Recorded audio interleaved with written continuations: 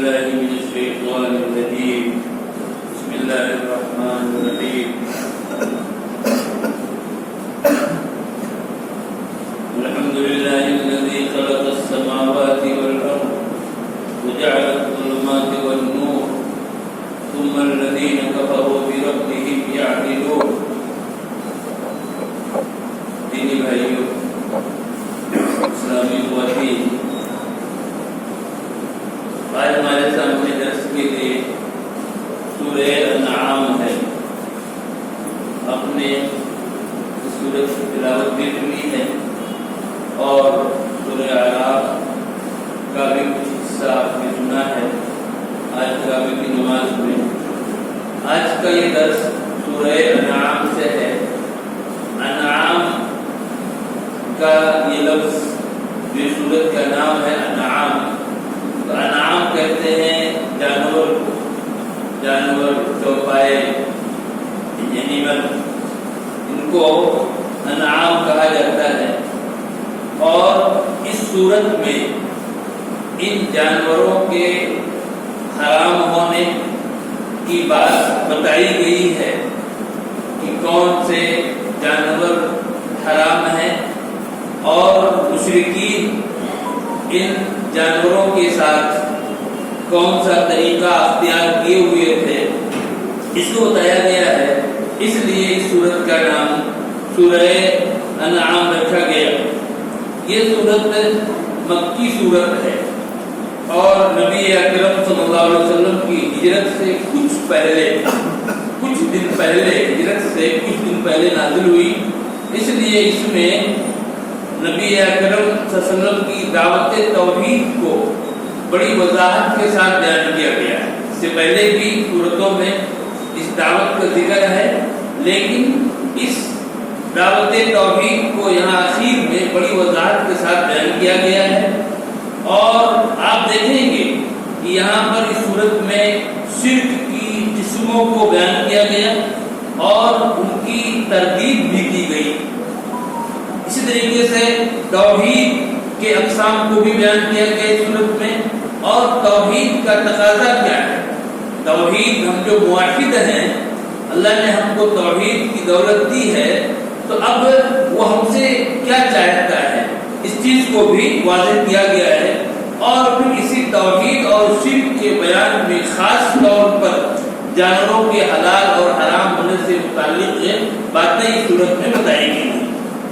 آپ دیکھیے سورت کی ابتدا، سورت کا آغاز ہو رہا ہے اس سے اللہ رب العالمین کی تعریف سے۔ اللہ نے فرمایا الحمدللہ الذی خلق السماوات والارض، تمام تعریف اللہ کے لیے ہے، اس نے آسمانوں کو اور زمین کو پیدا کیا، وجعل الظلمات والنور، اور اس نے تاریکیوں کو اور روشنی کو بنایا، ثم الذین کفروا بربہم یعدلون، پھر بھی یہ کافر لوگ اپنے رب کے ساتھ دوسروں کو برابر قرار دیتے ہیں۔ یعنی پیدا کرنے والا وہ ہے، آسمان کو اس نے پیدا کیا، زمین کو اس نے پیدا کیا، تاریکیوں کو اس نے بنایا، روشنی کو اس نے بنایا، سب کچھ اس نے کیا، لیکن یہ مشرکین کی، کافروں کی بدبختی دیکھیے کہ وہ دوسروں کو رب کے برابر قرار دیتے ہیں۔ اللہ رب العالمین نے اس صورت میں توحید کی قسموں کو بہت ہی تفصیل اور بہت ہی وضاحت کے ساتھ بیان کیا ہے۔ چنانچہ یہاں پر فرمایا کہ جب خالق وہ ہے تو اب خالق ہونے کا مطلب یہ ہے کہ معبود بھی وہی ہو، لوجک یہی کہہ رہی ہے، جس نے پیدا کیا اسی کی عبادت، اسی کی پوجا و پاٹ ہو، لیکن یہ لوگ کیا شرک کرتے ہیں۔ اس کے علاوہ اللہ رب العالمین نے بعد کی آیتوں میں یہ بھی فرمایا کہ غیر اللہ کو معبود بنانا یہ کسی بھی حال میں صحیح نہیں ہے۔ قل اغیر اللہ اتخذ ولیا، آپ کہہ دیجئے کہ کیا میں غیر اللہ کو معبود بناؤں، فاطر السماوات والارض، جبکہ اللہ ہی پیدا کرنے والا ہے آسمان و زمین کو، وہ یطعم ولا یطعم، اور اللہ رب العالمین کھلاتا ہے، وہ کھلایا نہیں جاتا، سب کو اللہ تعالیٰ کھلاتا ہے، اسے کوئی نہیں کھلاتا۔ اب جب اللہ کی ठान लिया है तो इबादत पूजो पाठ अल्लाह रब्बुल आलमीन ही की होनी चाहिए, उसके अलावा किसी और की नहीं। और इसी तरीके से अल्लाह रब्बुल आलमीन ने इस सूरत में एक और जगह फरमाया, कुल अरअयतकुम इन अताकुम अज़ाबुल्लाहि औ अतकुमुस्साअ गैरुल्लाहि तदऊन।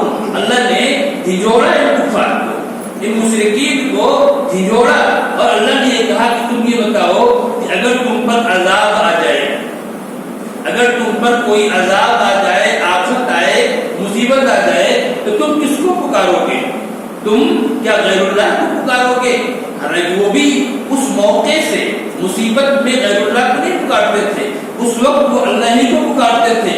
अल्लाह रब्बुल आलमीन ने उनको इस बात का पैगाम दिया कि जब तुम मुसीबत में आफत में अल्लाह को पुकारते हो तो फिर आम हालात में भी अल्लाह रब्बुल आलमीन ही को पुकारो। कुल अरअयतकुम इन अताकुम अज़ाबुल्लाहि औ अतकुमुस्साअ, आप कह दीजिए कि अगर तुम्हारे पास अल्लाह का अज़ाब आ जाए या क़यामत आ जाए तो क्या तुम अल्लाह के अलावा किसी और को पुकारोगे?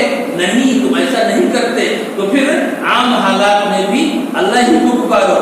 और इसके अलावा अल्लाह रब्बुल आलमीन ने इस सूरत में एक और आयत में फरमाया, क्या फरमाया कि अल्लाह ही हकीकी मालिक है, अल्लाह ही हकीकी मालिक है और फैसला उसी का है, उसी के हाथ में फैसला है। ये अल्लाह ने वाजिब किया इस चीज को कि अल्लाह रब्बुल आलमीन ही हकीकी मालिक है और फैसला उसी के हाथ में है।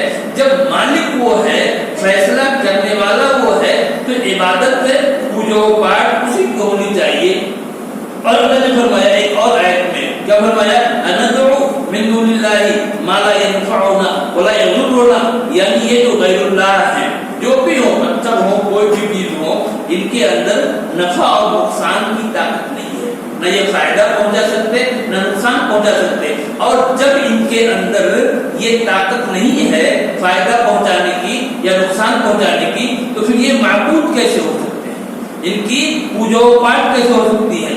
इस तरीके से अल्लाह रब्बुल आलमीन ने मुख्तलिफ आयात में तौहीद का दर्स दिया है और तौहीद की किस्मों को बताया है, समझाया है और मुशरिकीन के सामने वादे किया है, जब तुम अल्लाह को खालिक मानते, राज़िक मानते, सब कुछ मानते हो, तो फिर उसे माबूदे बरहक क्यों नहीं मानते? इसके साथ साथ अल्लाह रब्बुल आलमीन ने सूरत में मुशरिकीन के जराइम को भी जिक्र किया है, उनकी जो जराइम थे, उनके जो गलत आमाल थे या गलत उनकी बातें थी, उनके नजरियात थे, अल्लाह रब्बुल आलमीन ने उस चीज को भी यहाँ बयान किया है। और इसके साथ साथ अल्लाह रब्बुल आलमीन ने अपने नबी को तसल्ली दिलाई, क्योंकि इनकार करते थे लोग, आपका ना ये काफिर मुशरिक के नबी का इनकार करते थे, तो नबी सल्लल्लाहु अलैहि वसल्लम भी इंसान थे, आपको परेशानी होती, आपको उसकी वजह से टेंशन होता, तो अल्लाह रब्बुल आलमीन ने आपको तसल्ली दिलाई, ऐ नबी आपका जो ये लोग इनकार कर रहे हैं ये कोई नई बात नहीं, ये कोई नई बात नहीं है। आपसे पहले जितने भी अंबिया आए, जितने भी अंबिया रसूल आए, उन सबको झुठलाया गया, उन सबको झुठलाया गया, सिर्फ आपको नहीं सबको झुठलाया गया, लेकिन उन्होंने सब्र किया, उन्होंने सब्र किया, क्योंकि अजाब को लाना ये नबी के हाथ में नहीं है। इस वजह से ये अंबिया क्या करते थे, सब्र करते थे। तो जैसे और अंबिया ने सब्र किया, आप भी सब्र करें। और इसके साथ साथ है अल्लाह रब्बुल आलमीन ने अपने नबी को तसल्ली इस तौर पर भी दिलाई कि इनके यहाँ जो खुशहाली है, इन काफिरों के यहाँ जो दुनियावी खुशहाली है, इनके पास नेमतें हैं, तो आप उससे ये न समझें कि हम इनसे खुश हैं, नहीं, हम इनसे खुश नहीं हैं, बल्कि ये हमारे पकड़ने का तरीका है, हमारे पकड़ने का, किसी को गिरफ्त में लाने का ये तरीका है कि जब हम उसको पकड़ना चाहते हैं तो उसको नेमतें बढ़ा के दे देते हैं कि और वो अपने कुफ्र में बढ़ता जाए, अपनी बुराइयों में बढ़ता जाए और फिर अचानक पकड़ लेते हैं। इस वजह से आपको परेशान होने की जरूरत नहीं है, इनका अंजाम अल्लाह रब्बुल आलमीन के यहाँ तय है और वो सदा इनको मिल करके रहेगी। और इसके साथ साथ अल्लाह रब्बुल आलमीन ने ये बताया کہ اس دنیا میں عذاب کی مختلف صورتیں ہوتی ہیں. ایسا نہیں ہے کہ جیسے پچھلی قوموں پر عذاب آیا اس طرح کا عذاب آئے تبھی وہ عذاب مانا جائے گا. نہیں، مختلف شکلیں ہوتی ہیں عذاب کی. اللہ نے فرمایا کہ قل هو القادر على ان يبعث عليكم عذابا من فوقكم او من تحت ارجلكم او يلبسكم شيعا ويذيق بعضكم باس بعض. آپ کہہ دیجئے کہ اللہ اس بات پر قادر ہے.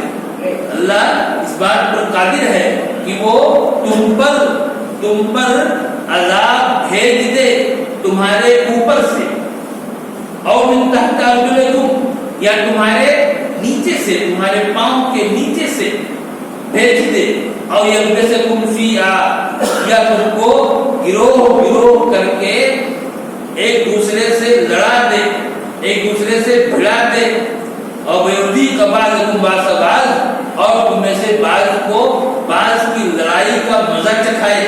اللہ رب العالمین اس بات پر قادر ہے کہ وہ اوپر سے تمہارے اوپر عذاب کو نازل کرے. اوپر سے عذاب کا مطلب کیا ہے؟ بہت زیادہ بارش ہو، جو بہت بارش ہو جس سے تباہی مچ جائے، یہ کیا ہے؟ طوفان آ جائے. یہ سب کیا ہے؟ اوپر سے عذاب ہے. بجلی گرے اور ایک انسان کا نقصان ہو، یہ بھی کیا ہے؟ اوپر سے عذاب ہے. ایسے ہی آندھی وغیرہ ہے، یہ بھی اوپر سے عذاب ہے. یا کسی قوم کے اوپر ظالم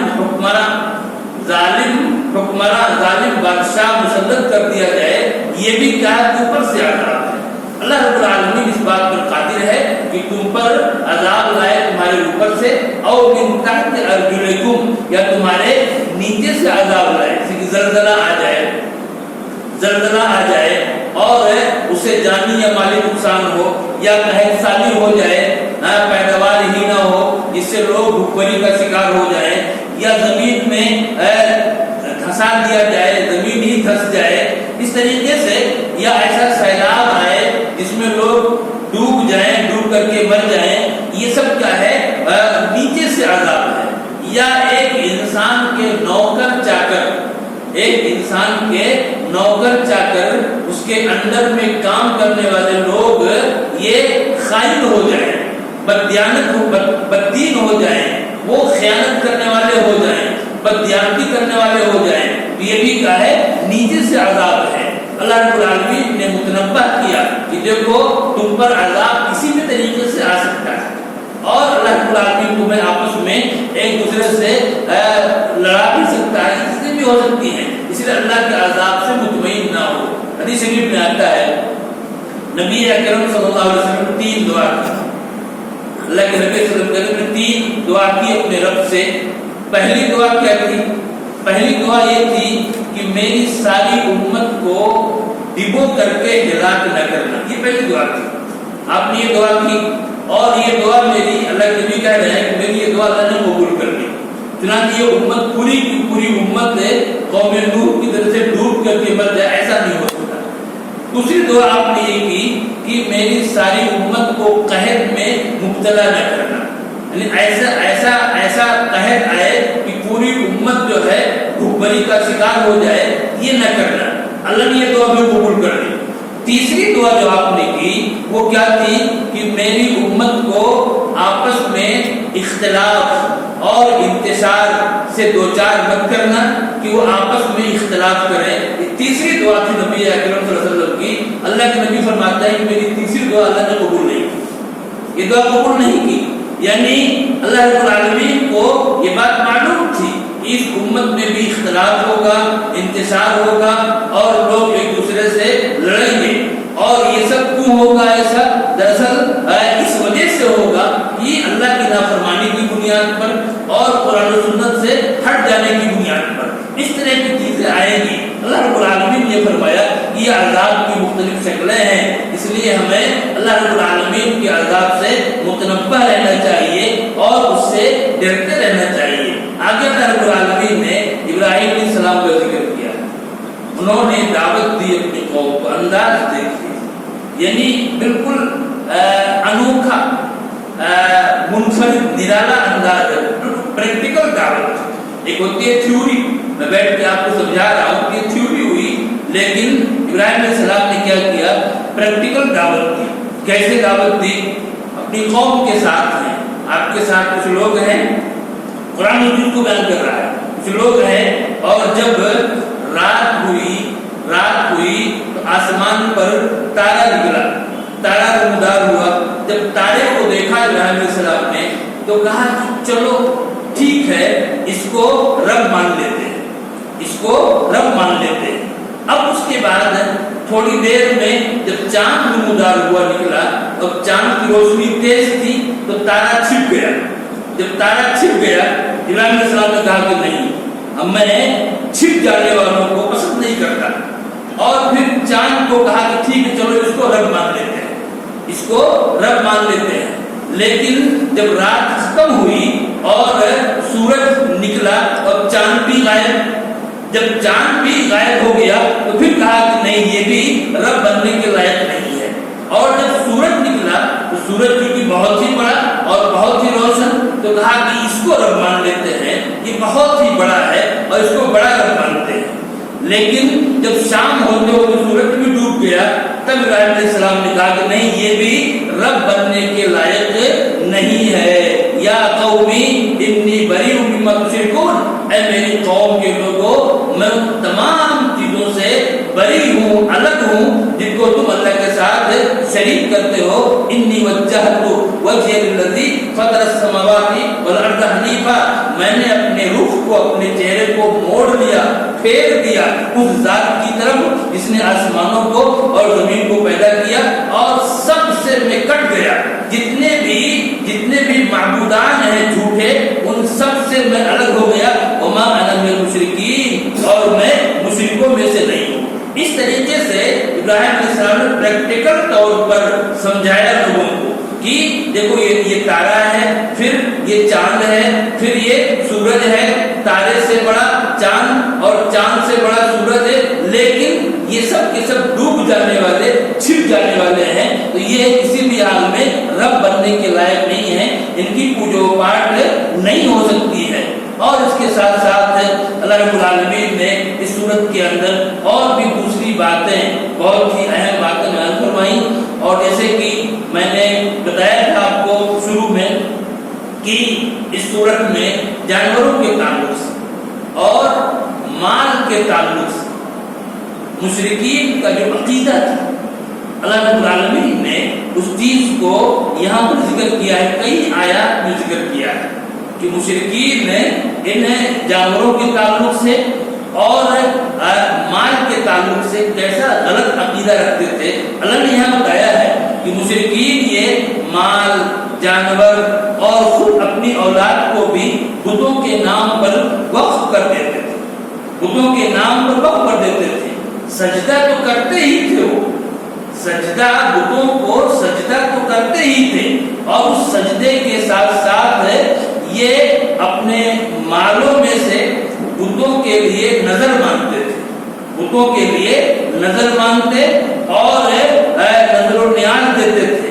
ایسے ہی ایک کسان جب کھیتی کرتا تھا، جب وہ کھیت میں بیج ڈالتا تھا تو وہ اس کے حصے بانٹ دیتا تھا، اس کے حصے وہ بانٹ دیتا، اور وہ کہتا کہ یہ جو ہے یہ میرا حصہ ہے، یعنی کہ یہ حصہ زمین کا، یہ حصہ یہ میرے لیے ہے، اور پھر اس کے بعد یہ حصہ اللہ کے لیے ہے، اور یہ حصہ غیر اللہ کے لیے ہے، بتوں کے لیے یا کسی دربار کے لیے، کسی مزار کے لیے، اس طرح کی بات وہ کہتا تھا۔ اب اس کے بعد کبھی ایسا ہوتا کہ بتوں والا جو حصہ ہے، بتوں کے حصے کی جو کھیتی ہوتی تھی، اس کھیتی میں دانا نہیں پیدا ہوتا، وہ کھیتی خراب ہو جاتی، تو وہ کیا کرتا تھا کہ وہ جانور جو اسے بت کو دینا ہے، وہ جانور مر جاتا تو وہ اللہ والا حصہ، ایک حصہ اس کا اپنا ہے کھیتی کا، ایک حصہ اللہ کے لیے ہے اور ایک حصہ اس کے بتوں کے لیے ہے۔ اب اگر کبھی ایسا ہوا کہ جو حصہ بتوں کے لیے ہے اس میں وہ کھیتی خراب ہو گئی، یا جو جانور بتوں کے لیے ہے وہ جانور مر گیا، تو پھر اللہ کے حصے والی کھیتی یا اللہ کے حصے والا جانور کے لیے کر دیتا تھا. لیکن اگر کبھی اس کے الٹا ہو کہ اللہ کے حصے والی کھیتی خراب ہو جائے تو پھر بتوں کے حصے والی کھیتی وہ اللہ کو نہیں دیا کرتا تھا. اس طرح سے یعنی وہ اللہ کو مانتے تو تھے، اللہ کو مانتے تو تھے، لیکن اپنے بتوں کی تعظیم اللہ سے زیادہ کیا کرتے تھے. اس چیز کو اللہ رب العالمین نے یہاں پر بیان کیا ہے. اور اس کے علاوہ اور بھی طریقے ان کے یہاں رائج تھے جس کو اللہ رب العالمین نے یہاں واضح کیا ہے. انہوں نے کچھ جانوروں کو مردوں کے لیے خاص کر دیا تھا کہ انہیں صرف مرد ہی کھا سکتے ہیں، فلاں صورت میں ان جانوروں کو خواتین نہیں کھا سکتی ہیں. اور کچھ جانوروں کو عورتوں کے لیے خاص کیا تھا کہ بعض صورتوں میں خواتین کھا سکتی ہیں. یہ صورتحال تھی ان مشرکین کی.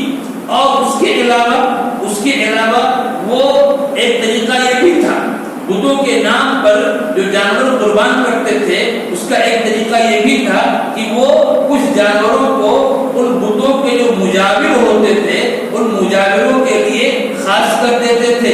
ان کے علاوہ کوئی بھی اس جانور کی نہ سواری کر سکتا تھا اور نہ اسے کھا سکتا تھا. یہ تمام چیزیں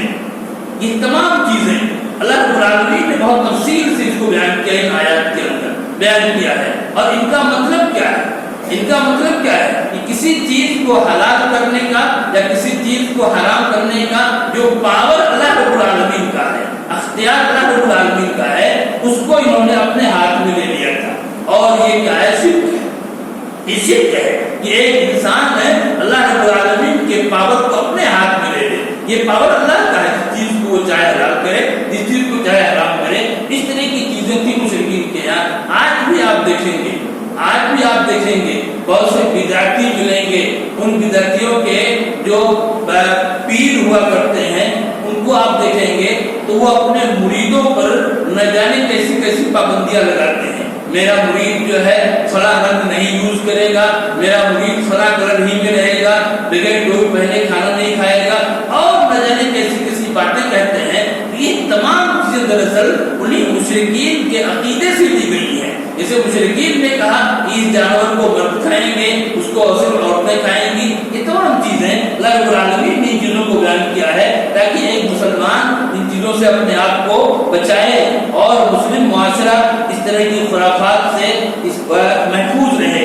اور اس کے علاوہ اللہ رب العالمین نے یہ واضح کیا کہ دیکھو اسلام کے علاوہ کوئی بھی دین، کوئی بھی راستہ یہ کیا ہے قابل قبول نہیں. وَأَنَّ هَذَا صِرَاطِي مُسْتَقِيمًا، اللہ نے فرمایا کہ یہ میرا سیدھا راستہ ہے، یہ میرا سیدھا راستہ، فَاتَّبِعُوهُ، اسی راستے پر چلنا. وَلَا تَتَّبِعُوا السُّبُلَ، اور جو دوسرے راستے ورنہ وہ تم کو سیدھے راستے سے ہٹا دیں گے. حدیث شریف میں آتا ہے ایک بار نبی اکرم صلی اللہ علیہ وسلم نے ایک لکیر بنائی، ایک نشان بنایا، سیدھا نشان بالکل، اور اس کے دائیں 2 لکیریں بنائی اور پھر بائیں بھی اس کے 2 لکیریں بنائی. اور پھر آپ نے فرمایا کہ سنو، پھر آپ نے آیت کی تلاوت کی، وَأَنَّ هَذَا صِرَاطِي مُسْتَقِيمًا، یعنی یہ سیدھی لکیر ہے، یہی کیا ہے؟ صراط مستقیم، یہی صراط مستقیم ہے. اور یہ راستہ ہے کون سا؟ قرآن اور حدیث کا راستہ.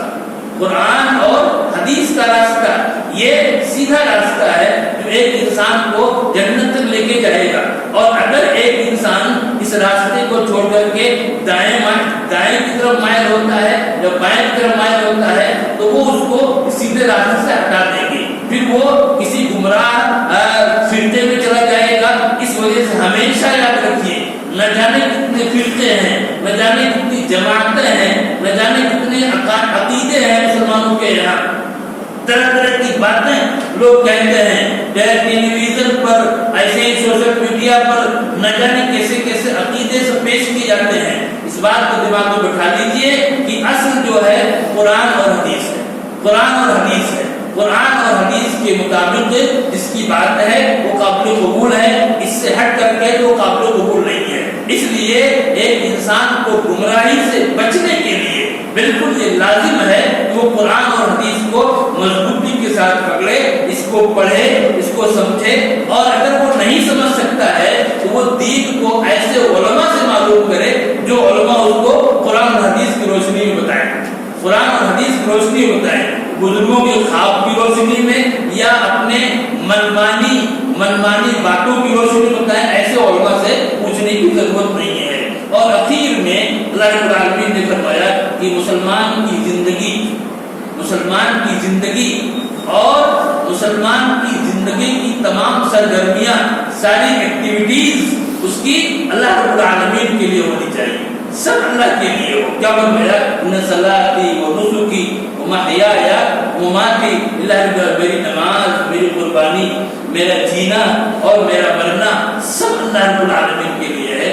एक मुसलमान की शान यह है कि उसकी हर चीज अल्लाह रब्बुल आलमीन के लिए हो, अल्लाह की रजा के लिए हो, उसकी जिंदगी अल्लाह की रजा के लिए हो, और उसकी मौत भी इस हाल में आए कि वो अल्लाह रब्बुल आलमीन से राजी हो, कलमे तौहीद में उसकी मौत आए। तो हमें हर चीज, अपना हर काम अल्लाह रब्बुल आलमीन के लिए करना चाहिए, अल्लाह रब्बुल आलमीन की रजा के लिए, उसी खुशनुदी के लिए अंजाम देना चाहिए। अल्लाह ताला हमको और आप सबको इसकी तौफीक